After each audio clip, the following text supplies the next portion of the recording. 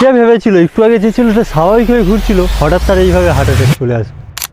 আজ আমার একটা বন্ধু সুবর্ণর সিপিইউটা খারাপ হয়ে গেছে, তাই ওটাকে নিয়ে যাব সারাতে। তারপর তার জেরক্স টেনারটি নিয়ে গাড়ি 300-র উপর তুলে দিয়ে যেতে লাগলাম। হঠাৎ গলায় কি জোরে লেগে গেল। যাই হোক, সামনে 7 সমুদ্র 13 নদী পার করে ফাইনালি দোকানে পৌঁছে গেলাম। দোকানের ভেতরে যেতেই দোকানদার বলে আমাদের ইঞ্জিনিয়ার সাহেব এখনো আসেনি, ঘন্টাখানেক লেট হবে। তাই তাকে ধরে আনার জন্য আমরা বেরিয়ে গেলাম। খুঁজতে খুঁজতে আমাদের দম হয়ে গিয়ে একটু আখের রস খুঁজছিলাম। অনেক খোঁজার পর আখের রস না পেয়ে আমরা লস্যি খেতে চলে এলাম।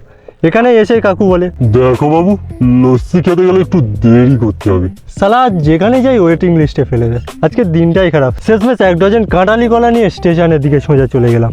তারপর এখানে কয়েকটা কলা খাওয়ার পর বুঝতে পারলাম কলাওয়ালা আমাদের ফুললি চোনা লাগিয়ে দিয়েছে, প্রায় হাফ কলা নষ্ট হয়ে গেছে। তারপর দুজনের মধ্যে না খাওয়ার কম্পিটিশন চলতে লাগলো। অনেকক্ষণ হয়ে যাওয়ার পরে আমরা আবার গেলাম দোকানের দিকে। এখানে যেতেই আমাদের একটা ছোট রুমে পাঠালো। এখানে পিসি সার্জেন্ট সমস্ত ধরনের পরীক্ষা নিরীক্ষা করার পরে বলে গ্রাফিক্স কার্ডটি খারাপ হয়ে গেছে। তাই বন্ধু ভাবলো একটু ভালো দেখে গ্রাফিক্স কার্ড নিয়ে নি। দামটা যখন দেখলো, বাপ রে, 20-25 হাজার টাকা।